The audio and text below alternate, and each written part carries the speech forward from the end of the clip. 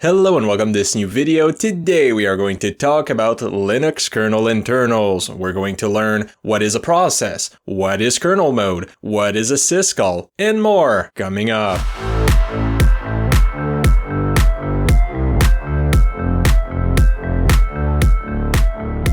So yes, today we are going to go deep into the kernel in order to try to understand how it works at the bare level. So most of the video that I've made are talking about things that are higher level that don't really care about things as simple as a process or how the memory is managed inside of your system. Those kinds of things are not really talked about. So in those videos, those Linux kernel internals video, we're going to go at the bare bones of our system to try to understand how it works. So you don't need to be a dev, you just need to listen along and you will get those concepts that helps you understand bigger concept in the Linux world. So let's get started by the very basics, which is what is even the job of the kernel? So the kernel has two main jobs. The job number one would be to interact with the hardware in order to make it work. And the second job would be to provide an execution environment to your application. Now, those jobs, of course, can be subdivided into other jobs, like in any Unix and Linux kernel, you need to abstract the low-level detail about your hardware and make it accessible to the process. So in Linux, we don't leave the hardware available to any process to go mingle inside of it.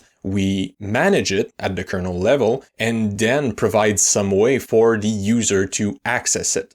We also need to manage and grant those system resources. It's the job of the kernel to control those resources and make sure that they're provided to the process that requests it. And there's also a need for the kernel to be a process manager. The kernel will choose how to kill, when to start, what to do with our process. Now, how is this enforced? Well, there's two concepts that we need to learn before starting to go into how this is actually enforced. The first concept is execution modes. So inside of your CPU, you have something called execution mode. That's also called protection rings. You might see something called ring 0. That's called also kernel mode, or something like user mode or ring 3. So under this system, when let's say your system is in user mode, your CPU is in user mode, you cannot access kernel memory. While if you are in kernel mode, you can access pretty much any memory. Now, if you're thinking a little bit, you see that we have ring 0, we have ring 3. Is there a ring 1 and 2? Absolutely. Inside of your CPU, you have two other ring level that are never used, at least not by Linux, not by Windows.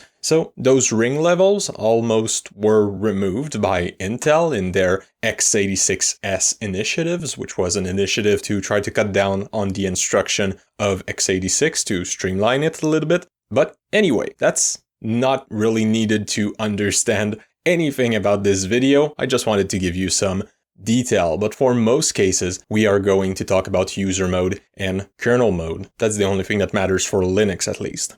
Now, we also have users and group. Users and group are used for file permission across your system. So any process will be identified using a user ID and a user group ID, which will tell the system which file it can interact. So on the file, you also have the permission level that will state, okay, so that's the user of the file, that's the group of the file, and you have different permission level for the user, you have different permission level for the group, and you also have different permission level for anyone else. So in any Unix system or any Linux system, you also have what we call a root or a super user that is mostly exempt from the permission check. So you can access pretty much any file on the system. Now, this is not 100% true. There is what we call under Linux capabilities. Capabilities are what you tweak to tell what someone with the super user privileges can access, even if they're root. So that's a little bit of a thing to keep in mind if you are managing your system and you're wondering why your root cannot do everything. But in most cases, you can assume that your root or your super user can do anything on your machine. Now, even if they seem similar, your root and kernel mode have nothing to do with one another. root is a concept created by the kernel, and kernel mode is something that happens inside of your CPU. There is literally a bit inside of your CPU that switch when you switch to kernel mode. While when you execute something with root, it just execute things in user mode like any other user. You're just shorting the file permission check. So now with that knowledge, let's try to understand what a process is. So a process can be defined in a bunch of ways. It can be defined as an instance of a program in execution, or even the execution context of a running program. But for me, it's nothing more than an handful of register value and a list of instruction to be ran from memory. So you can literally think of a process as just that, because that's what it is at the end of the day. Now, the job of the kernel is, of course, to manage those processes. So the kernel will decide who is supposed to be on the CPU. So it will split the CPU between all the different processes. To be able to do that, the kernel will call what we call a scheduler. Now, the scheduler, the way that it will manage the CPU for multiple processes is it will preempt a running process to put another on the CPU. When I say preempt, preempting is another word to remove from the CPU. So if I preempt process A for process B, I have removed process A from the CPU to put process B on it. Now the way that this is done on the hardware level is by setting a timer, and when the timer runs out, we call the scheduler to ask it, hey, what should I do? Should I continue running or should I preempt for another process? So that's how process can share the same CPU, even in one CPU machine. Now, when we're thinking about processes on our system, we need to understand that the process doesn't know that there's other process running on the machine. It will assume that it has exclusive access to all of the services that this system offers, and that's what we call the process kernel model. So the process itself doesn't have to worry about other processes. It only has to do its job. Now, the process will have to access those services using what we call a system call. Now, system calls are requests to the kernel. So as a result of that system call, the hardware, the CPU itself, will switch into kernel mode and will run the kernel routine that you called in the system call. Now, once that request is fully executed, the hardware will return into user mode and the result will itself be returned to the user. So that way you can do whatever you want it to do. Now, just to be 100% clear, that system call can do a bunch of things. It can give you some data from an hard drive. It can write some data on an hard drive. It can manage your processes. It can give you time. There's a bunch of things that you can request through a system call. Now, I want to make the system call thing very, very clear because that's something that may confuse a lot of people. So I have a very good, at least I think it is, a very good analogy for you. Think of a vending machine and let's put a Canada Dry in it, okay? We have a vending machine, we have our Canada Dry, and we really want our Canada Dry. So the inside of the vending machine is kernel mode, while the outside of the vending machine is user mode. So while you're in user mode, you can type the number or press the button to get your drink that you want. And when you put the money in, well, you get the drink out. You don't know which motor the system actually pushed to give you your drink. You don't know the number of the motor. You don't know the voltage of the motor. You have no idea about that. And even if you wanted to know, you couldn't because it's hidden inside of the vending machine.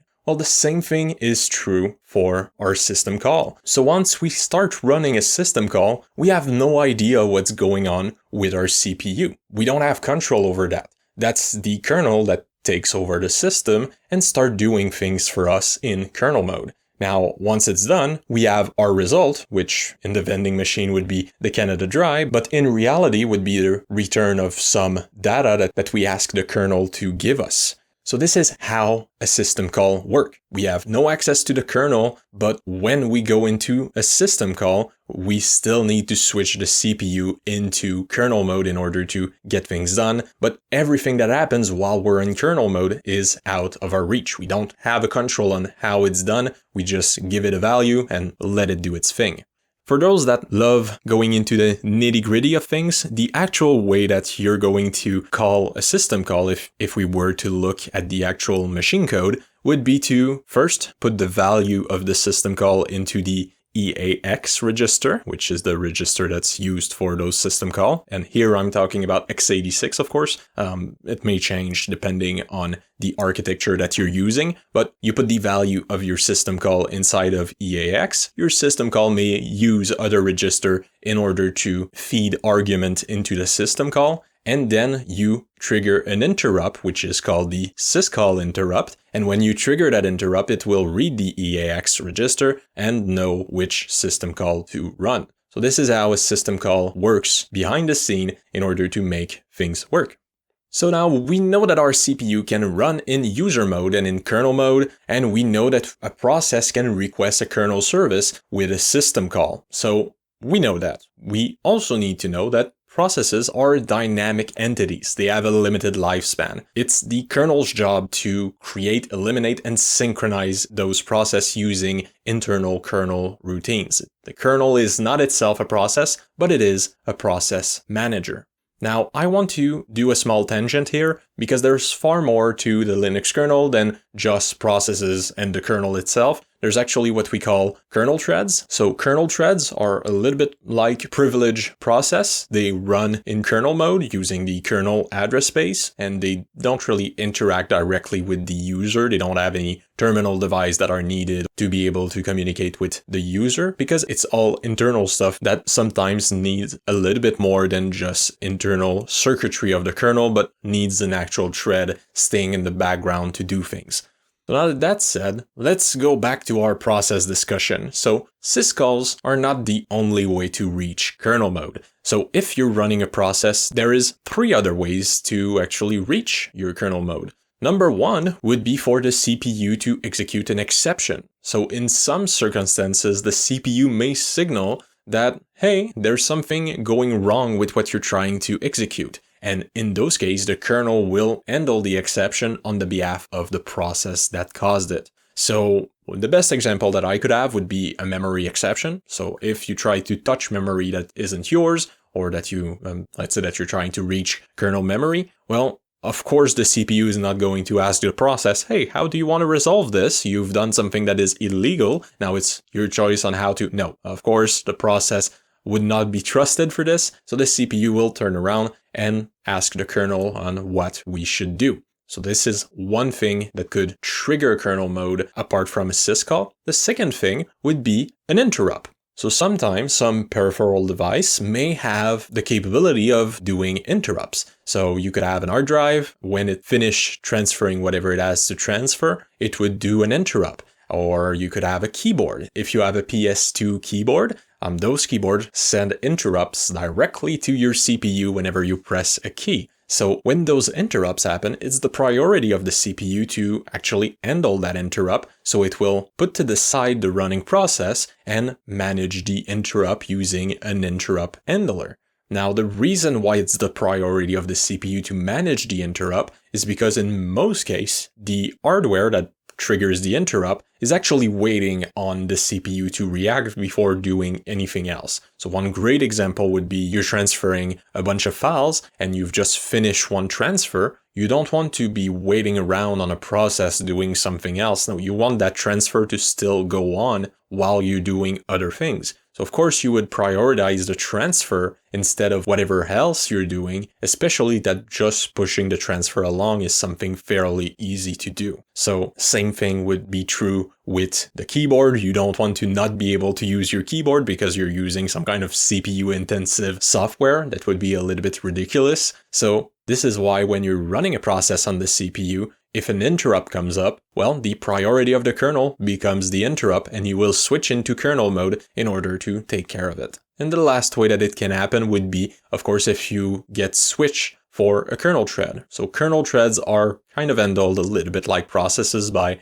the scheduler. So the scheduler may decide to take your process, shove it off the core, preempt it, and put a kernel thread at its place. So in that case, you could get from a process into kernel mode by just switching to a thread.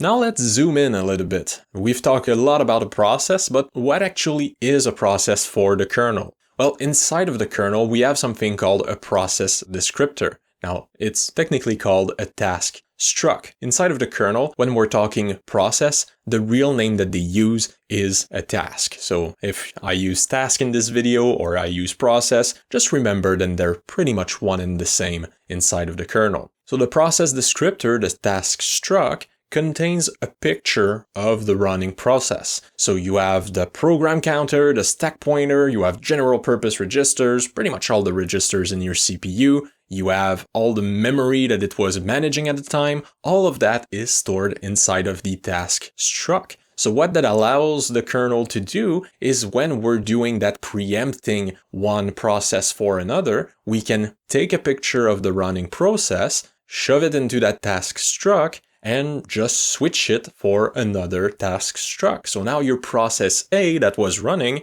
is not running anymore, but you have not lost the values that they had. You have not lost where they were because it's all saved inside of that task struct. So now there's even more inside of the task struct, as task struct is actually pretty heavy in memory. I think it's a few kilobytes. So it's something that stores a lot of information. It stores permission, it stores the parent and the child of the process. We're going to talk a little bit later about that, but it has all of the information in order to put it into a queue and wait for it, right? Because sometimes we just want to put some process aside and wait for some event to happen in order to put it back on the CPU, or sometimes it's just not the right time and you need to preempt process A for process B and wait a little bit later before putting back process A. So that task struct, because it's a picture of our process, allows us to do that.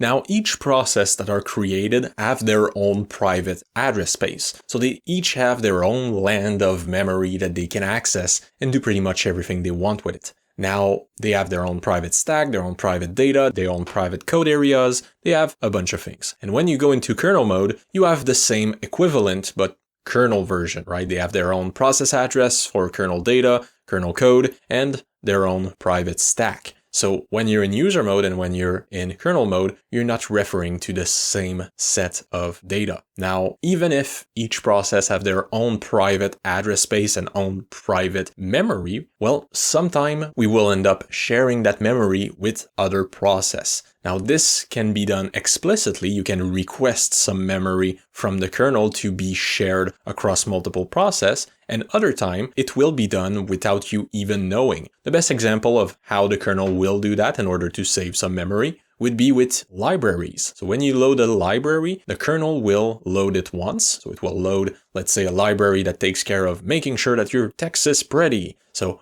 you load that library once, and then all of the other people that may request it will be able to point to that chunk of memory in order to use it. So we don't have to multiple times copy this into memory.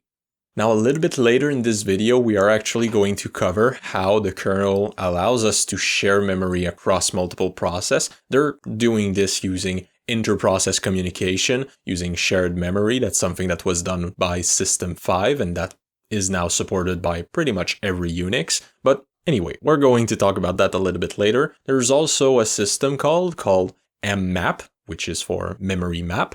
Now that allows you to store information on a block device and to share that information into a process address space. So it allows you to take something that is on an hard drive and share it across multiple processes. Always good, right?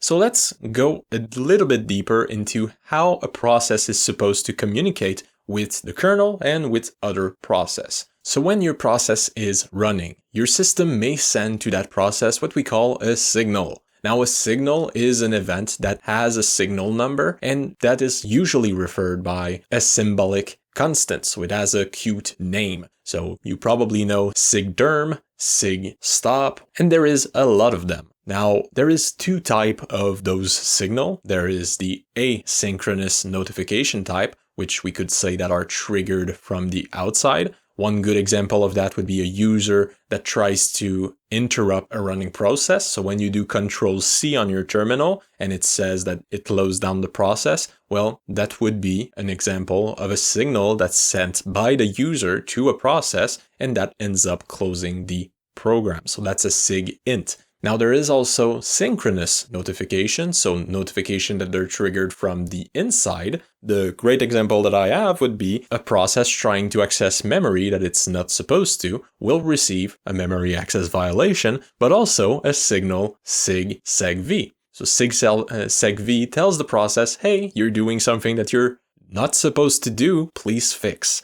Now there is 31 of those signal, and there's 2 of them that are user definable. So this can be used as communication and synchronization amongst process in user mode. So in general, there's 2 ways that a process will react to a signal. Number 1, it would be to ignore the signal. That's a great way to live with it, right? And number 2 would be to asynchronously execute a specific procedure. So you do that through a signal handler. So in C and probably any other language, you can declare a signal handler, which will tell the system, hey, if you send me that signal, trigger that routine. That allows you some leeway in order to, well, fix something that is clearly not working. Now, if the process does not specify any alternative, the kernel may just resort to a default action. So those default actions can be terminating the process, writing the execution context and content of the address space into a file, also called a core dump, and terminate the process.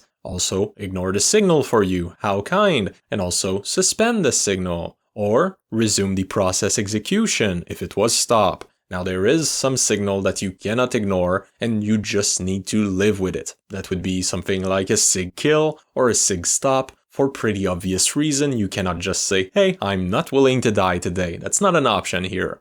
So we have those signals that can be used to just kill a process. So now that we understand signals, let's go into that system 5 that I was talking a little bit about, that inter-process communication. So there's ways that we can communicate between processes and share memory. Let's start with that. Let's start with that share memory. There's a system called share memory get. So that system call is there to actually start a share of memory and create a specific chunk of shared memory. Now it will give you an identifier that you can then use across your process in order to put that chunk of memory into your address space. And if you do that on both sides with both of your process, well, you now both have access to the same chunk of memory and can do fun things with it. Now that kind of sharing of memory would be used by something that needs high performance, like, I don't know, a game engine, or anything else that needs some big throughput of data, right? If you need something a little bit softer, a little bit simpler, you would go for the message queue. So you could do message get. That's another syscall that comes from System 5. That you can use in order to send a message into a queue, and you can then receive a message from that queue using the syscalls, and it's a fairly simple way to exchange data with multiple processes. Now there's also semaphores, which are something that I will discuss in a future episode. That's a synchronization primitive. Not important for now. We're trying to keep this as simple and as streamlined as possible. So now let's just recap a little bit. Our process can have signals come from pretty much everywhere, from other process, from the user, from the kernel. So we can have signals that tells the process to kill itself, to inform them that they're reading the wrong chunk of memory, and a bunch of other things. So those signals can be sent in order to give some kind of information to a process. Now there's also a way to share memory using some system calls like shared memory get or send a message using message get. So there's a bunch of ways that we can share memory and that we can communicate inside of the kernel between our process. So now that that's understood, let's go a little bit deeper into process management. Let's try to talk a little bit about the system calls that make our process work, make them exist. So the first thing that you need to do if you want to have a new process is you need to do fork. Now, fork, what it will do is it will create a copy of its parent. So when you trigger fork, the process that triggered fork will be called the parent, and a child will be created, which is a clone of the running parent. So you have your two processes. Now you may ask, how the hell do we know which is which? Well, the child will have inside of its process descriptor its parent, and the parent will have the child inside of their process descriptor as well, so they can kind of see each other and know that they exist. Now, when we say that we have a clone of each other in memory, it's not really a copy of the data itself, because that would be a little bit childish. But the kernel will automatically do something a little bit like a copy on write. So you will have both processes point to the same memory, and whenever you want to write the memory, you will actually be writing another chunk of memory instead of the main chunk of memory that both processes were pointing to. So at that point, we have that relationship, so we have that parent, the one that triggered the fork is the parent, the other one is the child, and we have both with the same chunk of memory. What about if we want a whole new program? We don't want just a copy of our existing process, but we want an actual new program running. Well, then, right after your fork, you would do an exec command. Now, I'm not going to talk about all of the exec command, there's about like 15 of them, and they all have their own nitty-gritty change, not important for today, but what you need to know is that exec commands are there to load a new program into the process memory and provide for a new address space. So we don't rely on that copied over memory, we're just going to take our new address space, take our new data, load the new program into memory, and start fresh. But we still need to do that fork before in order to create a new process. Exec does not create a new process, it just loads the program into memory and provides a new address space. So now we know how to duplicate a process, we know how to load a new program into the process, but to exit, to actually kill the process, we need to do _exit. _exit will just terminate the process. That's simple. Now, even if I said that simple, terminating a process is not that simple inside of Unix system, inside of Linux, because your process will not completely die. It will actually become a zombie until the parent of the process releases it. So here we know that we have the relationship between the child, the parent, so if the child dies, it becomes a zombie and it will wait on the parent to trigger a wait command. Now that wait command, what it does is it waits until a child dies or terminates to extract some data about the zombie process to then release the totality of the zombie process memory. So to be able to destroy that zombie, we need to do that wait command in order to finish the process. That's done so that we can have some feedback on why the process died, right? Because if you're the parent, right, you might be managing 6 processes. And if you don't know what happened to process number 4, it might be a little bit complicated to fix things that might have went wrong. Now, there's a way to optimize this a little bit because by default, there's a SIG_child signal that will be triggered once a child terminates. So that's a way that the parent is notified that they should probably run a wait command, right? If they receive the notification that, hey, your child is dead, do something. So that's a quick way that they might know. Now, for those that are overthinking this a little bit, you might ask, but what if the parent dies? What happened to the child? Well, in Linux, the way that it works is the child process will keep running. There's nothing that will change meaningfully for the child process. Now, the parent will need to itself be released using a wait command. Now, how do we do that? Who's the parent of our parent? Well, the ultimate parent on a system is PID1, also known as the init, or if you're in any modern distribution, systemd. So it's the job of the init systemd to issue those wait commands frequently to take care of any zombie process running directly under it. So once we have the init running that wait command to take care of the zombie parent, well, then what happens is the child now becomes under the init's control. So the init is now the new parent of the child of the zombie process. So this is why you can have processes still work even after you're killing the shell from which it was created.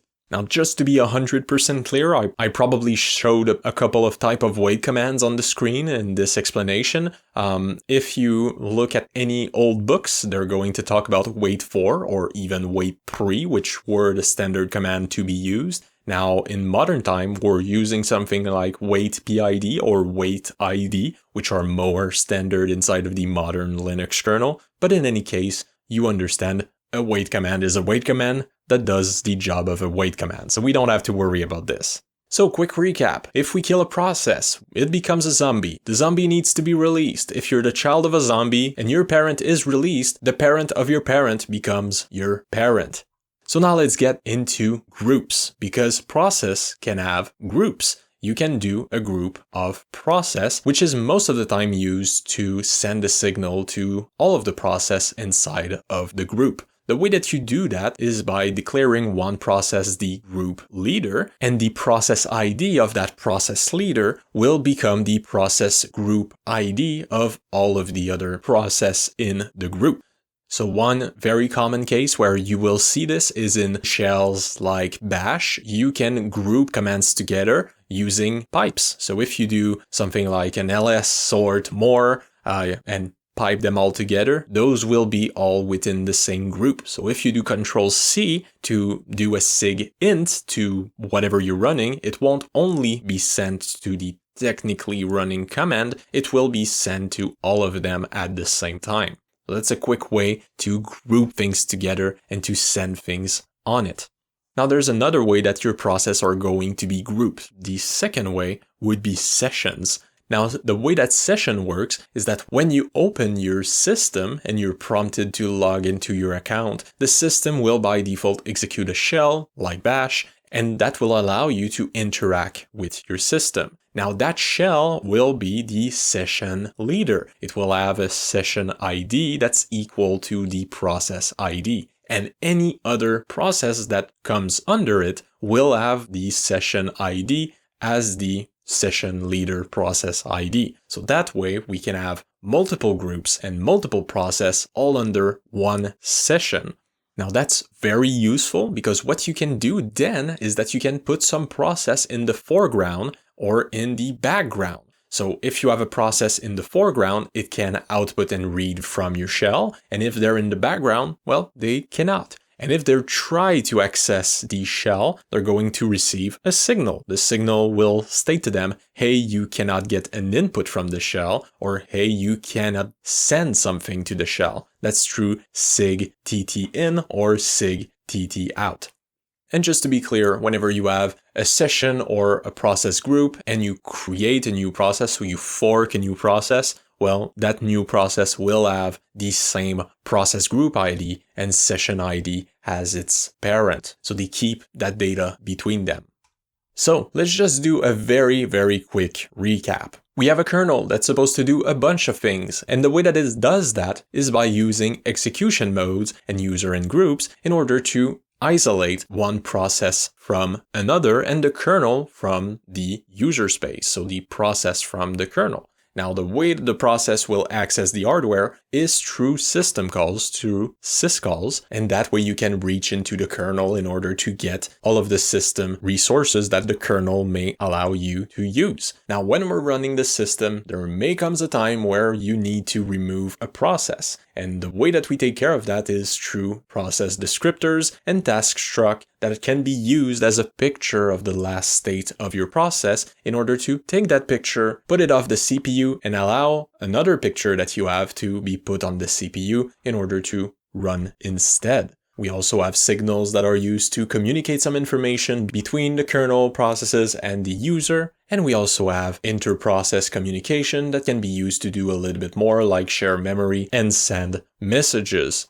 We now know that we have 3 system calls: fork, exec, and exit, and how they're used in order to duplicate, load a new program, and terminating the running process. And we know that when process terminates, it becomes a zombie, and that we have 2 types of groupings inside of our processes. We have the process group that can be done by piping a bunch of commands, and we have the session that are there to be able to put process in the foreground and the background of a running shell. So, how do you feel? Do you feel enlightened a little bit? More knowledge about how processes work? Who knew that a process could have that much thing to say about it? Now, I wanted my videos to have a little bit more detail than just talking about the process, but in my first video, I had like a 2-hour runtime for the video, so no, it was not a good idea to blast your brain for 2 hours and switching about all kinds of process. It's already a little bit messy. It's not the most streamlined video that I've ever made, but that's kind of needed, right? Because when we're talking about a process, what is important for a process? It's kind of hard to know, but I think that we have something here that feels good, that is logical, and that helps understand a little bit. So I hope that you enjoyed this video. If you did, leave a like, leave a comment, and do all the sweet stuff that you always do. So today's word will be sigterm, and it needs to be in caps, of course, because sigterm is always way sicker in caps. So see you next week, and of course, take care.